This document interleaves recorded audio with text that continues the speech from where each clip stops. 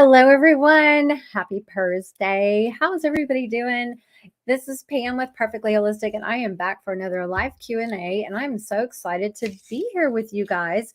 We are going to give it a couple minutes for people to kind of pop on. And I've got Instagram live tonight as well. So thank you guys for joining. I'm going to start waving at people. I like doing that. I've got several questions for tonight's live, but I want to hear from you. So if you have a specific question about cats or holistic health or trying to get some ideas or suggestions for a specific thing, then please let me know you're here. Drop a comment or a question in the chat, and I will try to cover as many as we can tonight. So I'm excited to be back. I cannot believe it's November. November. Where did our year go? Right? So anyway, before we get started, I just want to give a shout out to a lot of the people from the Feline Hyperesthesia group, if you guys are watching, and specifically the Holistic Cats Facebook group, which we are streaming live on as well. I know that there are a lot of people constantly posting questions in Holistic Cats. So if you guys are watching and if you want to drop a comment or a question, be sure to do so, because I would love to give you some ideas and suggestions and maybe find some solutions for you. The other thing I want to say before we jump in is I am still doing research for my program to support FHS cat parents who are, trying to navigate their whole cat's condition. So I am interested in hearing you guys or hearing from you and just learning about your journey and, kind of what you're facing, how things are going, what you're missing, all of those good things. So if you are interested in jumping on a discovery call with me, I would love to include you in my research. So I will try to remember to drop that link here at the end of the show. Okay, I am trying to navigate a streaming platform which shows me Facebook, and I have Instagram on the phone. So if you are emailing or otherwise, I can't look up your stuff right now. There's only one of me. So we just do the best we can. So here's what I wanted to start with. And I want to say hi to Simone all the way from the Netherlands. Is that right? I forget. I just know it's way over there across the pond. And then a couple people on Instagram. I think Jody is here. And BIKDHOHD 123. Hello to you. I know you've been here for a little bit. So I'm excited to have you guys here. So again, if you have specific questions or topics you will have questions on, go ahead and drop them in the comments. And I'd love to help answer some questions. But I'm going to start with one from Simone, who so kind to resend this question to me earlier today, because I couldn't find it in all the posts. Ask any of my friends how technically challenged I am. Not gonna lie, it's not my thing. So, okay, so one of the first questions that we had was about cats who stopped drinking water so much from the fountain. Okay, so here's a little backstory. She says one of the cats stopped drinking water from the fountain. She kind of went on about the kind of water and all that kind of stuff. And she says he pees really well though, but they're worried it's a problem when it's really hot in the summer and they don't eat well for a day or so. And they eat raw diet and now they add extra water to their food. So one of the first things I want you to remember, cats who eat a raw diet are getting all of their moisture pretty much from their food. and it's something called intracellular moisture. And that is the actual moisture that's in the meat, in the muscle meat itself, in the organs, in the tissues, whatever it is they're eating that's in their raw food. That's where they're getting their moisture from. So I did a really cool show with Brad Clenthorne from Steve's Real Food. Probably, I think it was in January of this year. If you want to go back to YouTube and look through the videos, it was on the radio show, and we talked about um, like improving the bowl. I think that was the topic or something like that. And one of the things that he taught us was the concept of intracellular moisture and how important that is. Because when you think about it, cats evolved as desert creatures. So they're not used to drinking a lot of water. They would get their moisture from their food that they ate. So from the animals that they ate. That's where they got it from. So he also stated, and I learned this in a Steve's Real Food training that I took a while ago, a cat who is drinking water can only pull up so much water on their tongue at a time. Most of the water that they are lapping is falling out. Okay, so it was a crazy number. Like I want to say 2,000 times. They would have to lap 2,000 times to get the amount of water that their body needs every day. Hence why they don't drink a lot of water and they get their water from their food. So I guess a long way to answer this question is I wouldn't worry too much if your cat isn't drinking water anymore from the fountain, if they're eating a raw food diet.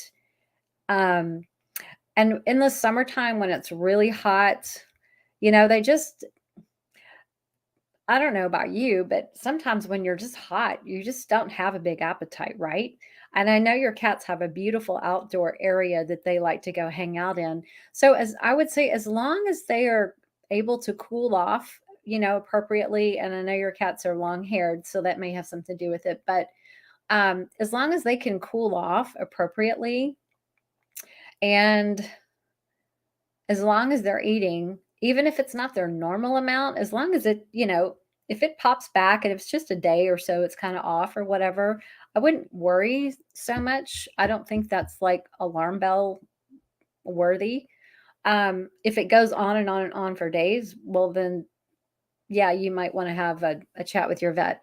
But if the cats are eating a raw diet, and you're adding extra water to their food or bone broth and things like that, chances are they're getting plenty of hydration. So you don't really have to worry a lot. And I'll tell you something else.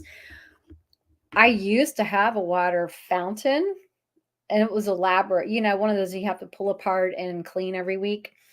Um, and I don't use it anymore. And I'll tell you why. Is because they stopped using it when they were on a raw food diet. They weren't drinking. So now I give them a little bowl and I fill it up every day just for fresh water. The kittens drink it, but the older cats don't really go to drink the water. When they go drink the water, it's usually because their water element is out of balance or Gunner may have a UTI and it's a sign to me to go, uh-oh, something's off. But literally it's like they take a sip and then they walk away. So I'm not worried about them not drinking water because they're getting so much moisture from their raw food. So I hope that helps put your mind at ease, Simone, because I really feel that it's probably not something you have to worry about because they're eating so well.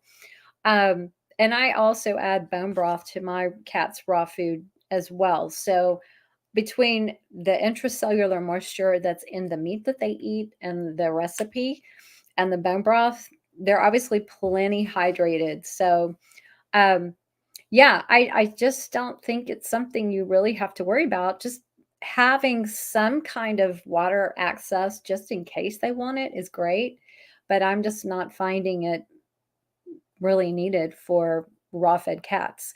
If your cat is kibble fed or even canned food, then they're probably going to want some extra water because they're not going to be and as well hydrated, especially if they're eating processed food like the kibble.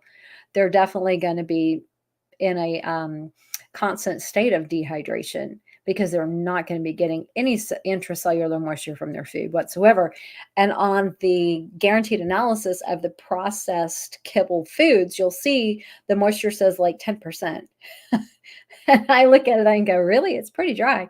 So I don't even know how it's 10%, but apparently it's 10% moisture that they're putting into the recipe. But I don't know that there's much left in moisture left once the food is in the finished form, right? Because it's all dry.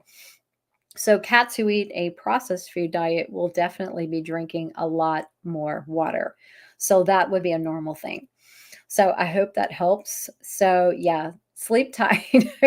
No, you're already on Friday, right? So you're several hours ahead of me. So I hope that helps. And let me see. Okay, I have a question over here on Instagram. It says, what if it's freeze-dried raw food? You definitely want to rehydrate that freeze-dried raw because they have dehydrated it.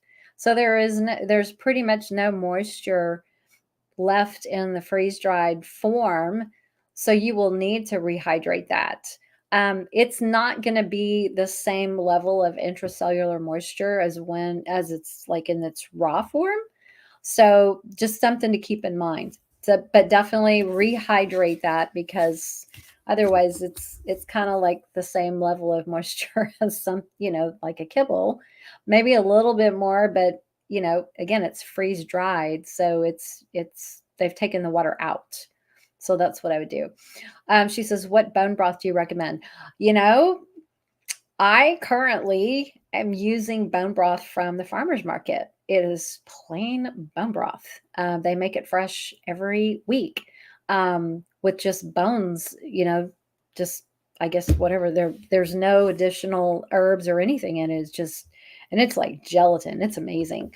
But I know that Primal and Small Batch have an open farm. And I think Nulo has a bone broth as well. Green Juju, I believe, has a bone broth. So I like those brands. And, you're going to have like best quality and then you're going to have average quality. So, you know what? At the end of the day, it's what your cat will like, right? So something like that. And it's okay if it has some herbs in it because things like turmeric and ginger are kind of common for some of those brands to add into their bone broths, and it's totally fine.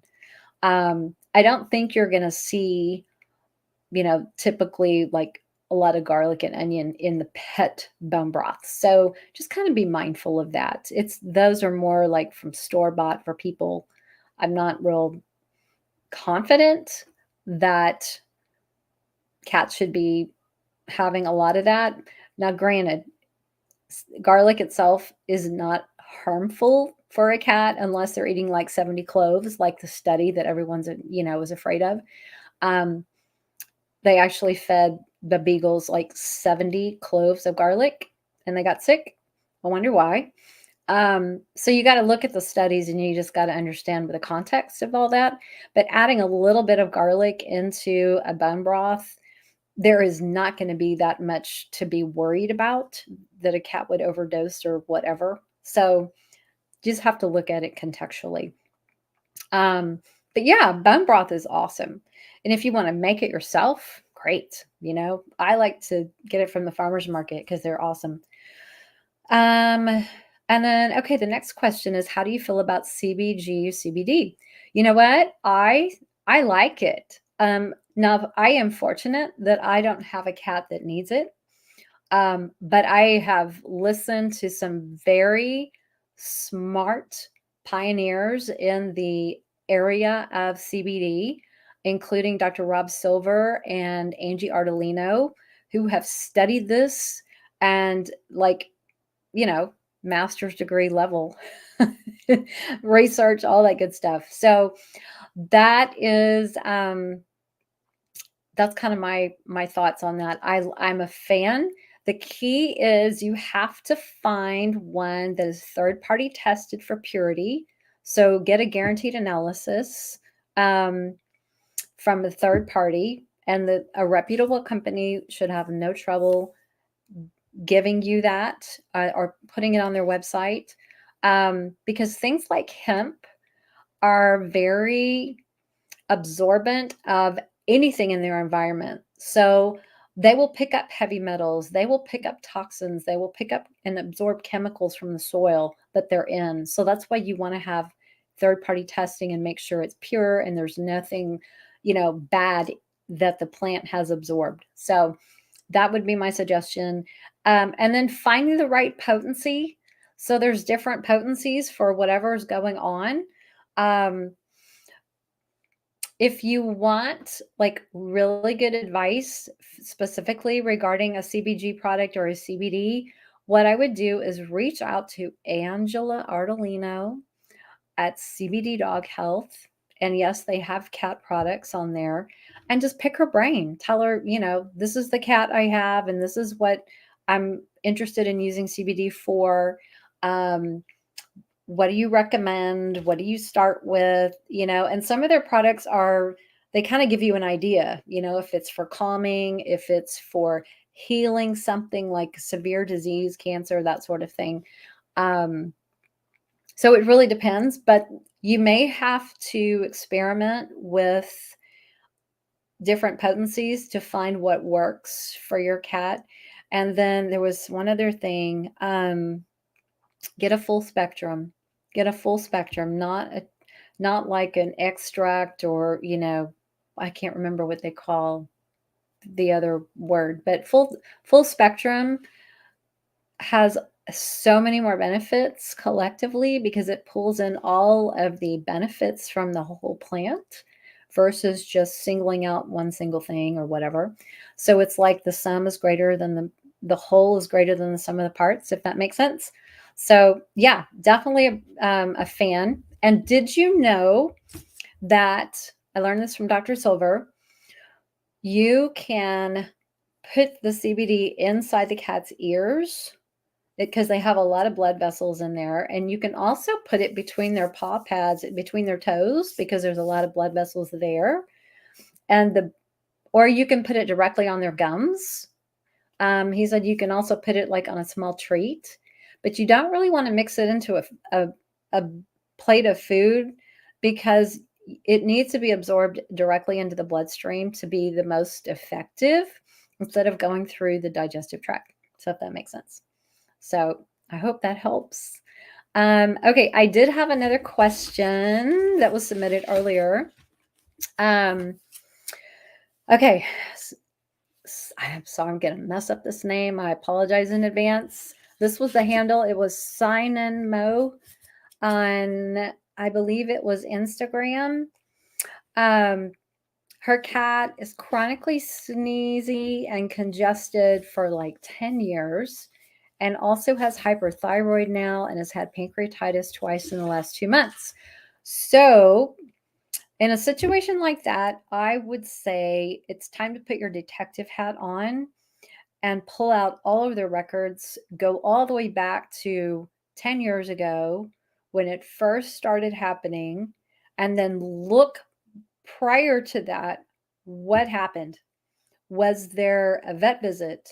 Was there a medication? Was there a vaccine? Was there deworming? Was there something that was put on them, like a topical flea? Did they ever get tested for viruses? Something compromised that immune system. And so you have to put your detective hat on to go figure out what that was. Now, I will jump forward. Vaccines have also been linked to hyperthyroidism in cats. And if you think about it, the immune system is in the gut, okay? What else is in the gut? Your digestive tract, right? So if there is an allergy issue, an immune issue, you could probably have a leaky gut issue. um, which could explain possibly why there's now pancreatitis issues, because maybe the body is sensitive to foods that are crossing into the bloodstream through leaky gut that should not be in the bloodstream. So the body is having some kind of response, or it's developed some sensitivity, or there's a lot of inflammation, in the intestinal lining. So you got to look at the big picture. I would want to know what your cat is eating as far as the pancreatitis, and change the protein. So if your cat's eating chicken and fish, change to beef and pork, or change to venison, change to lamb, change to herring, something else, but you're going to have to read the labels. As far as the chronic sneezing and congestion, though, that's definitely linked. There's some kind of immune system issue. Something broke down a long time ago, and it's just kind of got pervasive over the years. So I'm going to guess that this is probably seasonal. So you may see worse times of year, like springtime when everything starts to bloom. You may see lulls during the summer, or you may see, things pop up again in the fall when certain grasses or weeds or mold spores in the air, whatever it might be, start to come back to cycle. If so, there's definitely a chronic issue here. So again, put your detective hat on and go figure out why the immune system is so out of balance, because you can sit here all day and try every remedy, every supplement, in the world, and just kind of mask things and put a band-aid on things. But if you haven't figured out what's causing the actual imbalance, you're just going to be spinning your wheels. So that's my suggestion as far as that goes. Now, there are great homeopathic remedies that you can try to get support, just for some congestion and sneezing and things like that. A couple things that come to mind that can help would be Natrum moraticum, Sabadilla. I'm going to try to think what else there was. So those are the two that I find a lot with congestion and sneezing, like those two. So maybe one of those two would really help. And you might want to get a 200C potency just because it's something that's so chronic. Okay. So I hope that helps. Okay, we're going to jump back over here to, let's see, Facebook. So Susan is here. How are you? I'm going to make sure I didn't miss anything. Oh, you know what? Okay, so I'm going to go to the top here. So Bayla, she says, what do you feel about Solensia for cats' arthritis? You know what? Drugs are not my wheelhouse, and so I really don't have any comments on medications. I don't use them, therefore I don't know really about them or how effective they are or are not. She says Ritu is still on his detox, but it is still a battle. He's on raw food. What? That's great. And also a wet food called Raws. Okay, awesome. Is he still doing the heavy metal detox with liver support? I'm guessing that's what you were talking about. I would think that the rabies portion of that would be finished by now, right? Let's see. I'm going to wave at some people over here on Instagram. Hey, you guys, thank you so much for joining us. If you have questions, again, about cats, holistic health, drop them in the comments. Here's your chance to ask me some questions. Okay, so now I'm going to go to Susan. Susan says, my cat has watery diarrhea for weeks. Oh, no. I make her food, chicken, sweet potato, bone broth, doesn't eat kibble, drinks a lot of water. I use probiotic in her food. I just can't get her stool normal. Have you had a fecal test done? We got to figure out why. Like, Is it a parasite that's contributing to that? That's like one of my first things is I would want to find out what possibly is causing it. Second thing I would look at is it's a possibility that it's a chicken sensitivity. If it's gone on this long, you may want to change proteins. Um, kind of like just for people who have cats that vomit a lot, I would say if it's coming out the other end, it could be food sensitivity, so you may need to change the protein. And then I would also look at the emotional stability of the home. Like, is there stress in the home that's contributing to, overall emotional stress? Because that can imprint onto foods and cause the body to respond in a negative way. Um, Trying to think. Now, what you could try is doing a Google search for homeopathy for diarrhea, and you're going to find some great websites, especially the guys from India, the country India. They're going to list out remedies of all the different remedies associated for helping with diarrhea, and it's going to give a rubric or description of the symptoms that each remedy goes to. So you can look for one that says watery diarrhea, and you look for like the color, what time of day is it happening, or is it worse or better? It's going to have all of these like parameters that fit that particular remedy. So I would look at that and see if you can find one that matches. As best, it's not going to be 100% all the time because, again, these remedies are typically tested on people, but you can pick out, one, two, maybe three matches that would best match your cat's situation or description of symptoms. So I would look at that. And then try changing the protein and see if that doesn't change everything. So maybe go to a pork or a turkey or a rabbit. Chicken can be very hot in Chinese medicine. So maybe the body's too hot and that's just contributing to more heat and inflammation. So maybe go to something neutral like beef, pork, rabbit, turkey, or duck and see how that works. So that would be my suggestion. Okay, hang on. I'm going to scroll up here. Hey, Donna Lee, you're back.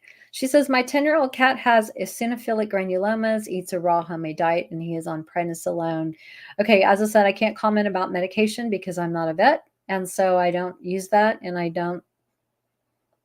can't recommend or not recommend anything that's medication as far as, drugs. Eosinophilic granuloma. Go back and find out when this first appeared. You're going to have to put your detective hat on. Go back through all the records. I don't care if it was 10 years ago or if the cat was 6 months old and it started to come up. There is something underlying that's causing an immune imbalance. So again, this can be environmental factors. It can be heavy metals. It can be vaccines. It can be viruses, things that were passed down from mama to baby. So you're just going to have to go do some homework and figure out when it started and then what happened prior to that. Like, think of it as what could have triggered that. And when you go back and you look, you possibly are going to find at least one thing that stands out that either cause an immune response like vaccines, or exposure to a cat with a virus or something like that. They got sick, they got an upper respiratory infection, et cetera, et cetera. Something got them out of balance. So if you can go back and figure out what that possibly was, and support the immune system, if there's some detox that needs to be done, if there are specific remedies, like I know that some, like, okay, the virus, Kalichi virus, that some cats have can actually look like eosinophilic granulomas. They can present like ulcers like that. So is it possible that she is a carrier of Kalichi virus? And these are just outbreaks. Typically, outbreaks happen when there is stress involved, when something is stressing her immune system. So There are homeopathic remedies that are excellent for helping to get rid of those flare-ups if it's calicivirus and they have the ulcers. So you could look at that. And just maybe, mushrooms. Mushrooms are one of the best immune modulators that you can use. So find a really good mushroom product.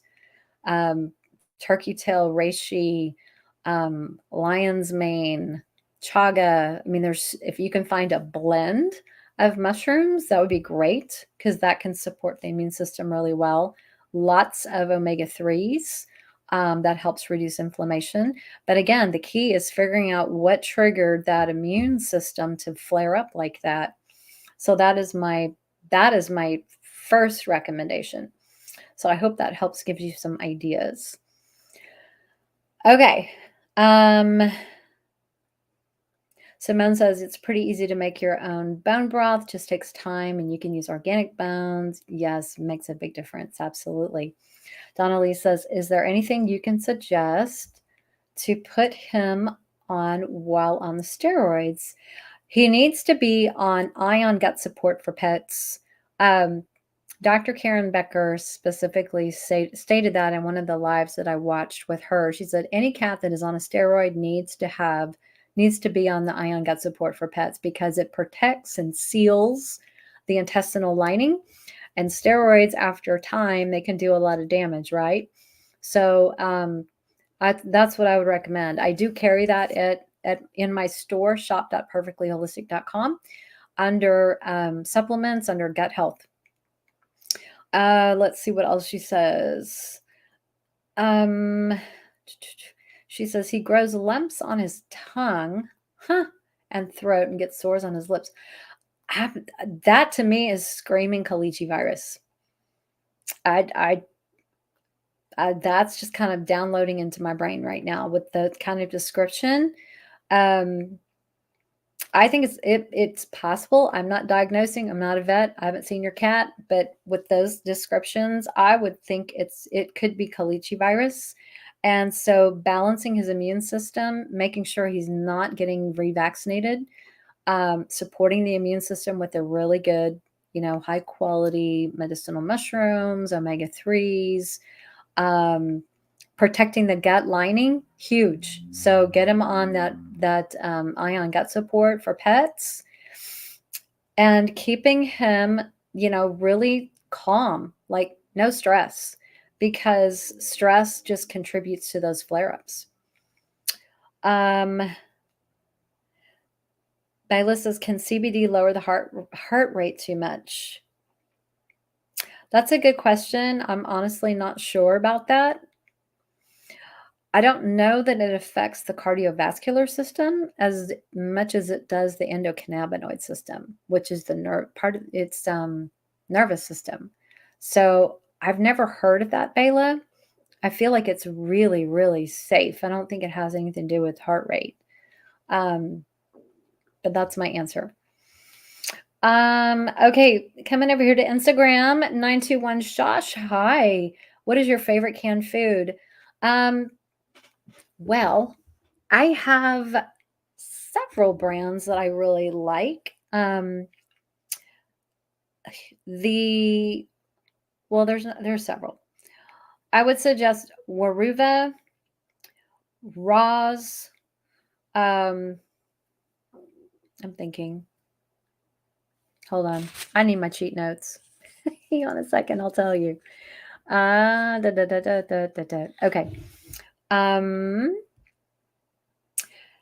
Cassix and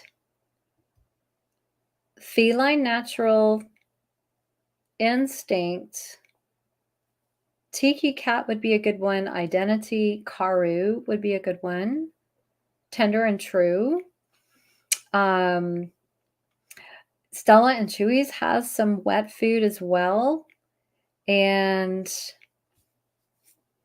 Hound and Gatos might be okay. This is like a list I'm currently working from. So that should give you some ideas.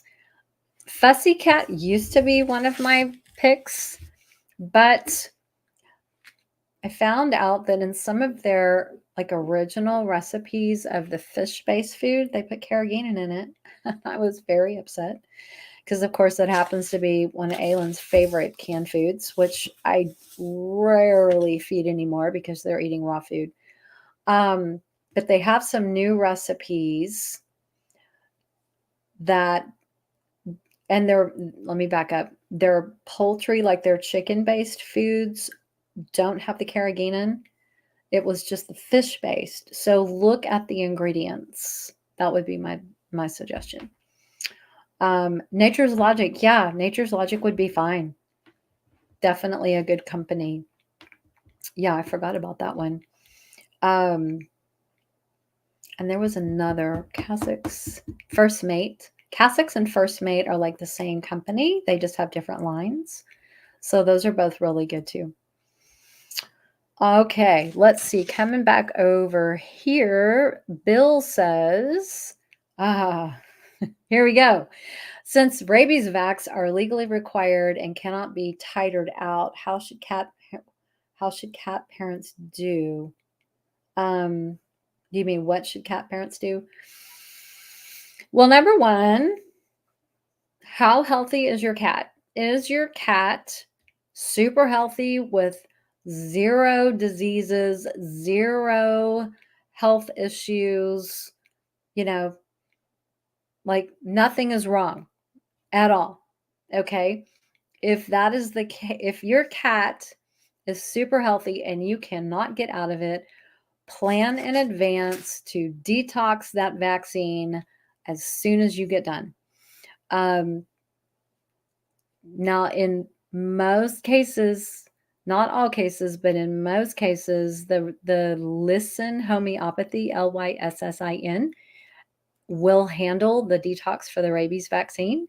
In some cases, that's not a match, but in most cases, it is.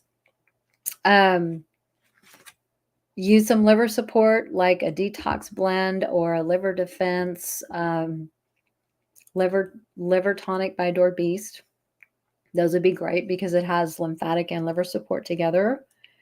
And then if that vaccine has any heavy metals in it, you want to add a heavy metal cleanse after you get through with the remedies for the actual rabies vaccine. So I would probably do that for at least 6 to 7 weeks, just the heavy metal port.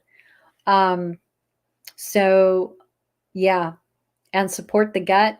Get them on a humic fulvic acid product like Ion Gut Support for pets. Put them on medicinal mushrooms, just boost their immune system. Now, if your cat has a health condition of any kind, it is not qualified according to the label on the vaccine itself. It does not qualify to be vaccinated because it says for use in healthy pets only.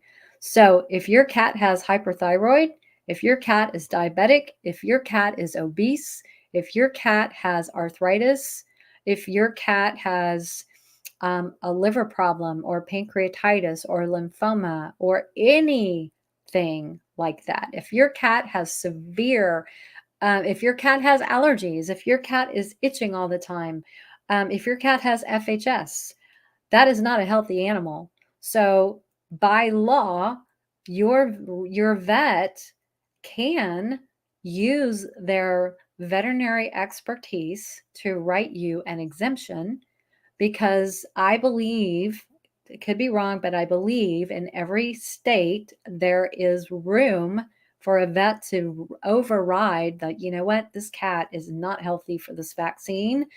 Here's what the label says. I'm following the label's recommendations not to vaccinate this cat because of their health condition. They actually have a form, a waiver that they can pull out if they so choose and support you with that and just say, you know what, here's your waiver. And it's, what are they going to do? They're going to put it in their files. Is someone going to come knock on your door and ask for it? I don't know. Do you live in a place like that? I don't know. Just a questions for you to ask. At the end of the day, I understand it's a very, very tough place to be. And at the end of the day, you have to be the best advocate for your pet. So if you can shop around and find a vet who will honor your requests not to push a vaccine on your cat and will turn a blind eye, or just, if you say, no, we're going to skip those today, and they don't push it, I would go to that vet. If you are living in a place where there is a Nazi vet that is just like, no, we're gonna vaccinate your lymphoma cat, your hyperthyroid cat, your whatever cat, it's like, take your money elsewhere. I mean, you're only going to help your cat by staying away from people like that, in my opinion, because I don't feel like they're doing what's best for the animal, in my opinion. So you have to use your best judgment. I just used to say, no, we're not doing that. And that was it. Nobody pushed it. So find a vet that you can align with, that supports your beliefs and your wishes as the pet parent. Because at the end of the day, it's going to be you paying the vet bills, not the vet paying your vet bills. So be mindful of, all of these things, and just make the best decision that you can given the situation. So my heart goes out to people like that, because I just don't feel like, number one, I feel like the law is wrong because it's not science-based. It's fear-based. Does need updated, especially if you live in an area in your, that is, there hasn't been an outbreak of rabies and your cat lives indoors. Why are we doing this? It's the big elephant in the room. Ask Dr. John Robb, who's been fighting that for years. So I just have to support people like him. And, it's very sad that so many animals are vaccine injured. And it is a crisis, not only in this country, but in all over the world. Too many over-vaccinated pets. And it can be avoided. That's the reality. So, okay. Sorry, that was my soapbox, but that's a great question, Bill. Keep me posted. Okay, Susan, we're talking about Mia, and she is 18, and she's recently cleared of all old parasites. Then I would try changing her diet. If you have ruled out all parasites, then I would change her protein and see if you get some relief with that, and try some homeopathy. But until we figure out why, you're still going to be, you might be on this hamster wheel a little bit. So you might have to do a little more digging and try to figure out as best you can what is causing the problem. Obviously, there is some inflammation in the intestinal lining. So think about ways you can address the inflammation, not maybe just through the diet change. Adding some slippery elm if there's a lot of inflammation in there. Maybe try some colostrum. Definitely some homeopathy. I would definitely look at that. And you know what? Something else. Digestive enzymes. See if that helps as well. Okay. No. Okay. She just say he recently cleared. No fecal tests done.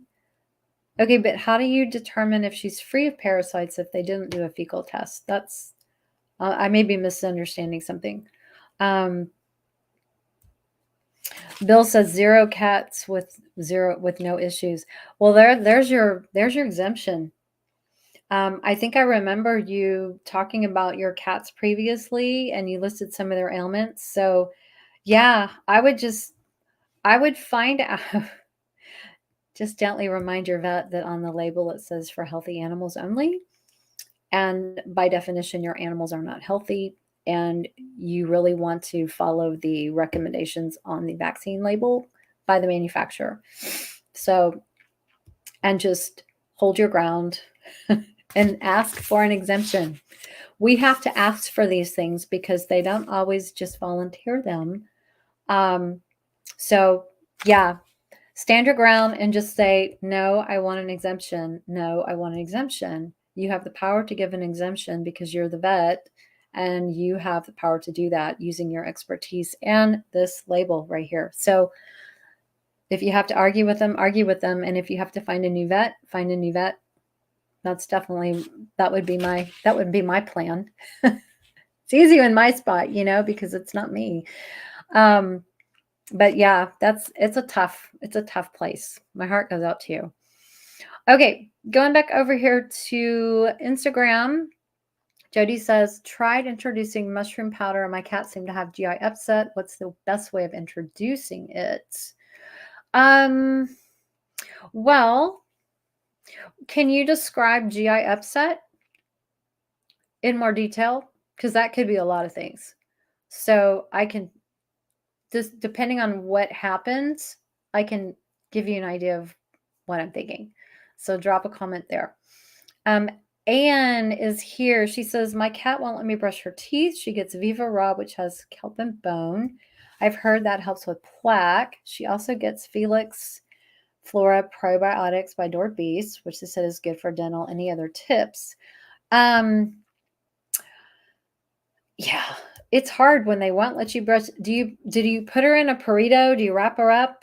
Because that's what I had to do to brush my cat's teeth. And then the special toothbrush from Ryer Cat, I love it. If you don't have one of those are great. There's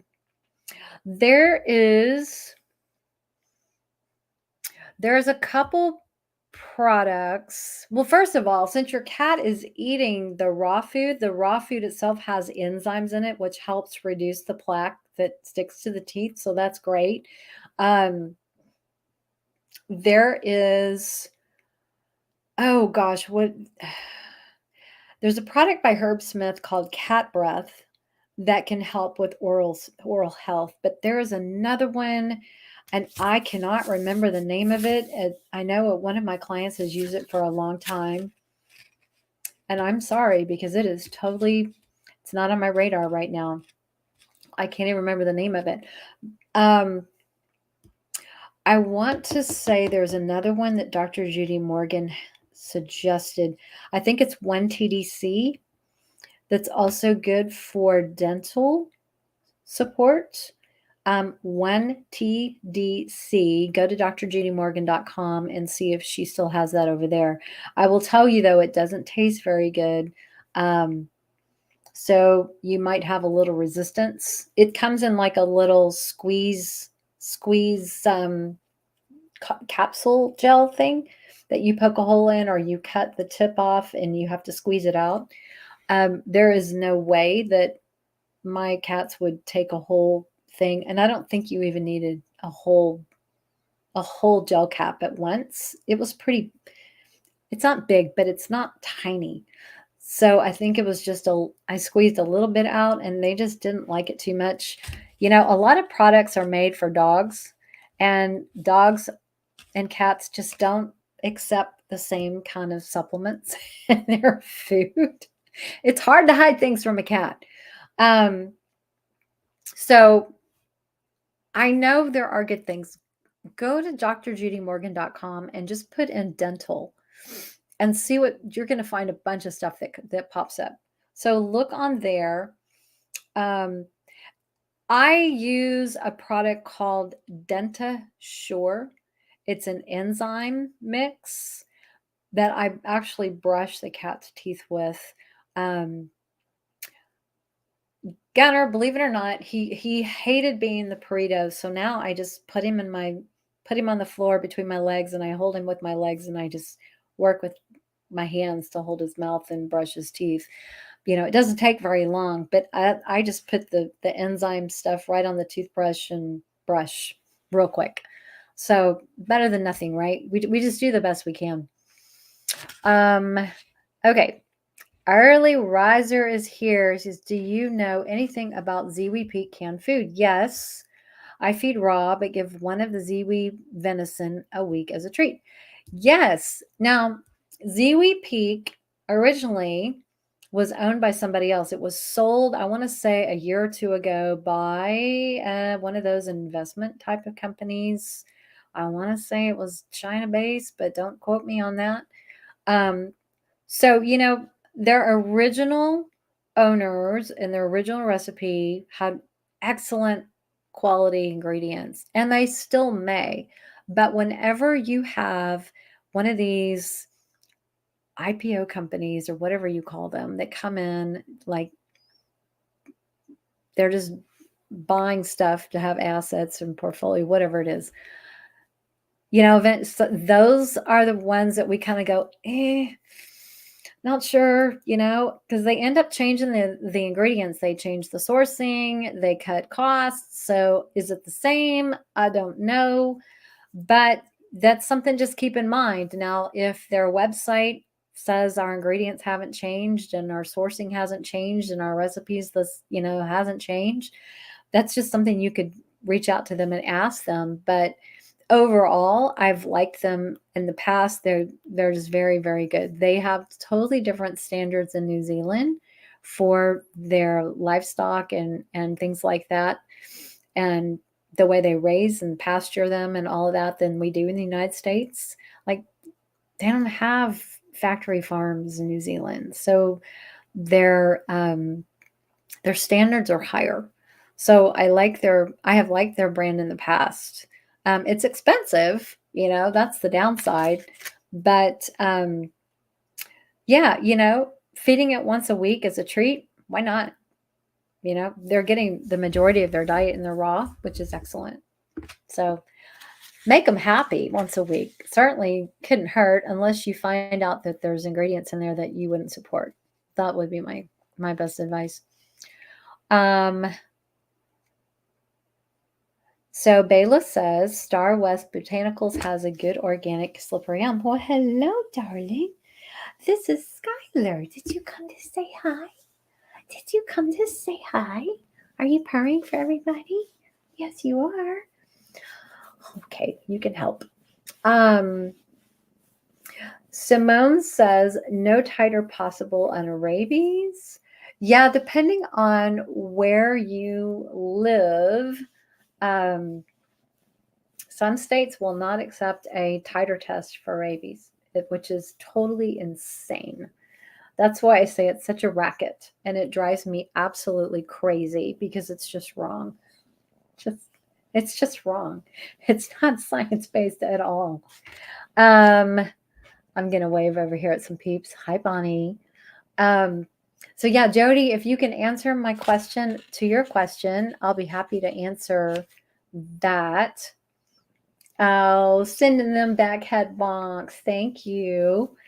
Okay, I did have another question from a friend of mine who raised a good point on a comment yesterday. And I'm just going to put it out there, even though, probably most of you guys may know this already.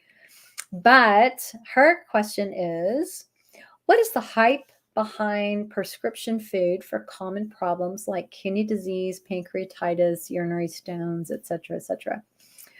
And that is such a great question. I am not a fan of any prescription food at all. I don't care if they try to tell me it's the best food in the world for whatever condition. Did you know that there is absolutely no medication whatsoever in prescription food, and it is simply a marketing term? So that wonderful prescription label is strictly marketing. If you've done some digging into the labels and the ingredients on the prescription diets, it will make you want to throw up. They have no qualms about using corn products, wheat products, rice, powdered cellulose. They have hydrolyzed protein, which is gross. And some of their recipes for like super, what is it, for skin and allergies and stuff like that. They don't even have any animal protein in it. It is soy. Soy. Like, what cat needs soy? It's plant. There's no animal protein. These cats are carnivores, and their food is loaded with carbohydrates, which is so inappropriate for a cat with urinary problems and kidney problems, much less diet, stomach digestion issues.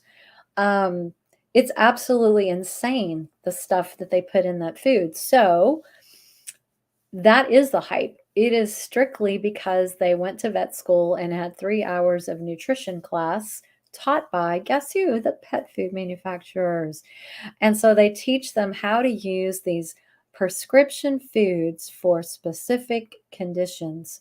They don't teach them nutrition, like biologically appropriate diets for cats and dogs.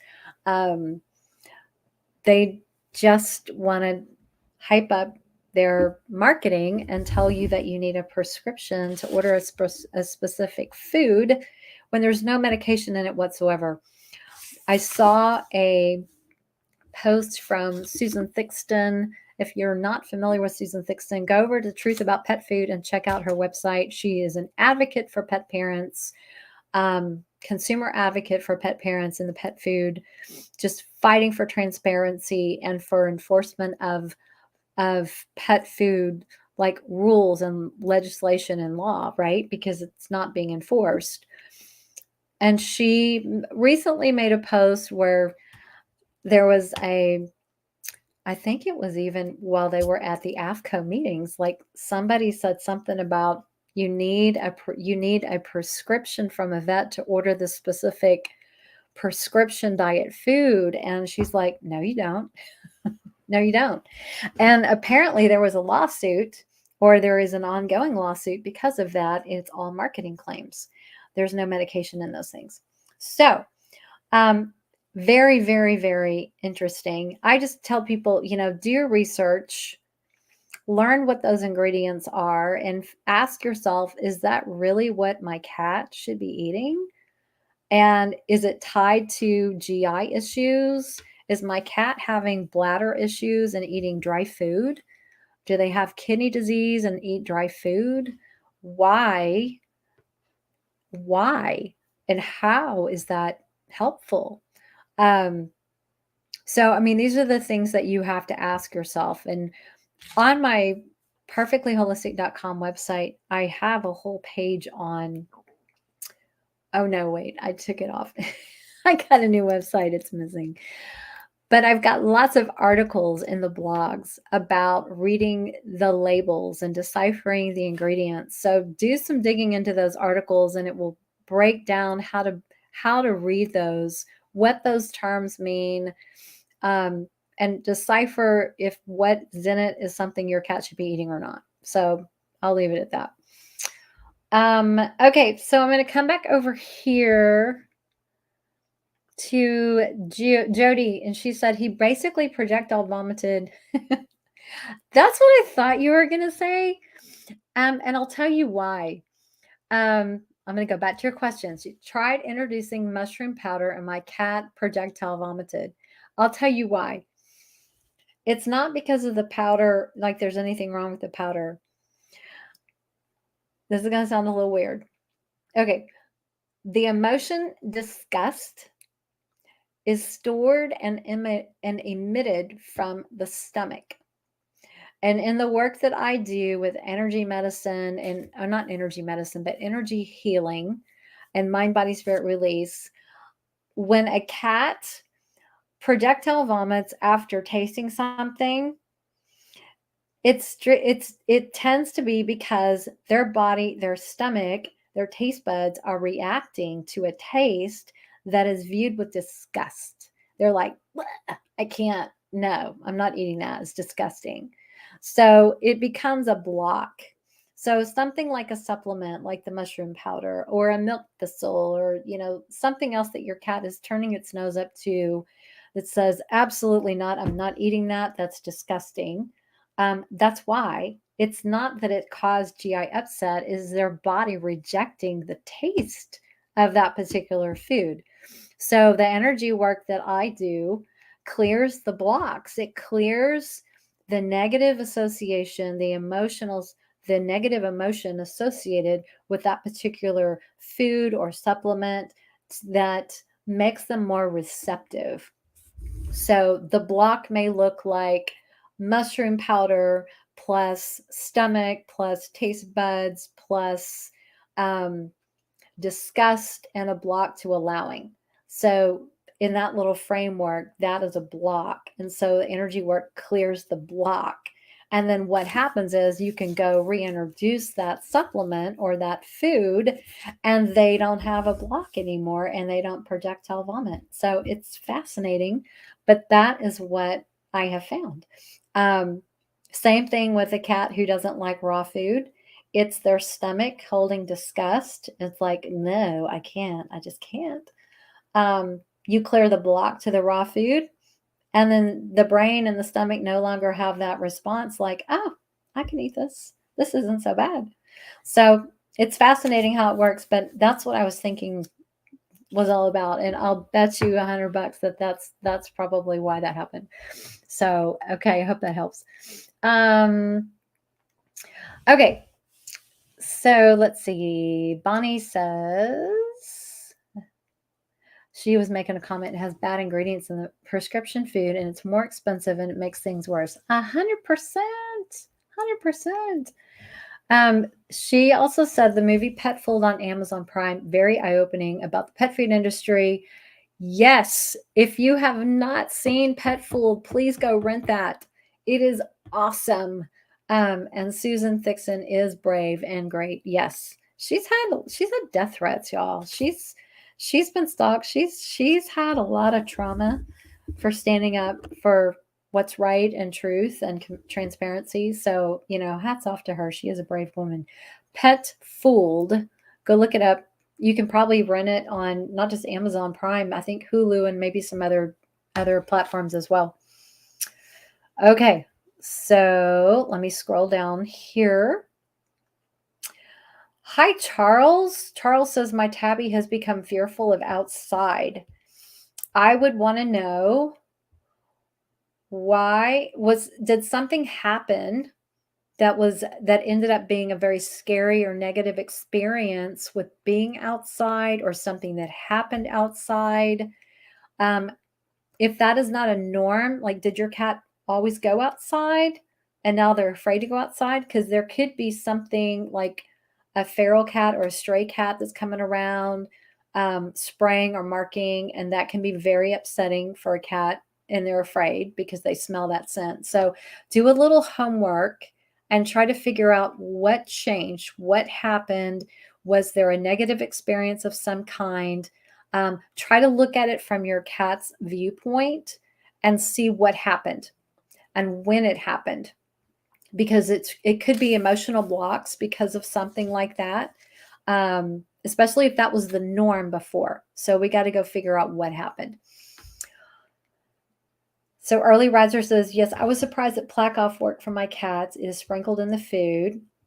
Okay, yeah, plaque off. That's one of them I was trying to remember. I tried it during the pandemic when my vet wasn't seeing clients for cleaning teeth. Awesome. Healthy Mouth. Not familiar with that one. Let's see. Simone says, our cats eat raw for years. We've had different brands, just freeze-dried treats, but do have an annual dental. I was disappointed. The whole meat bones might be different. Yeah, I guess it could be what's in the recipe. Like you may just want to add like a dental supplement of some kind to help. You can always try brushing their teeth, even, once or twice a week might help a little bit. So, yep, that can be. It's probably related to the recipe and maybe how the meat is processed, how much processing is going into it. That would be my guess. Okay, let's see. And we are about to wrap up here. Gosh, I cannot believe it is after 8 o'clock. So I hope this was helpful and informative. As always, it's so fun to chat with you guys.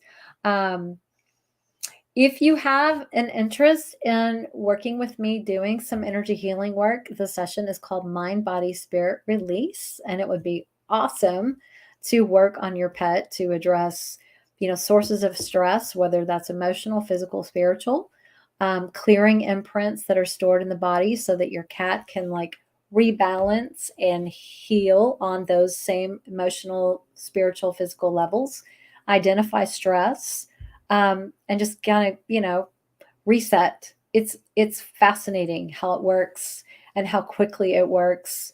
I use it all the time, so it can be really, really life changing. So if you're not familiar with our shop, it's shop.purrrfectlyholistic.com.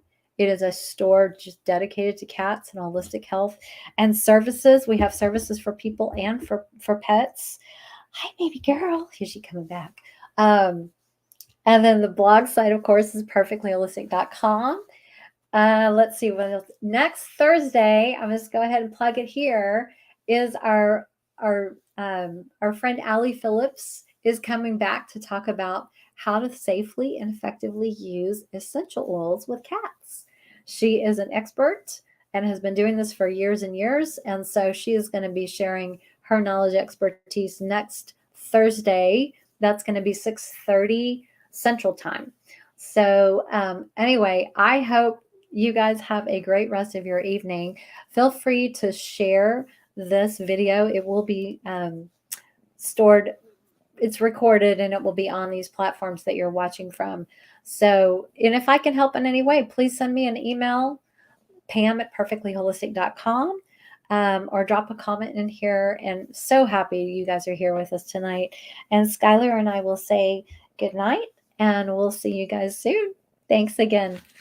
Bye, everyone.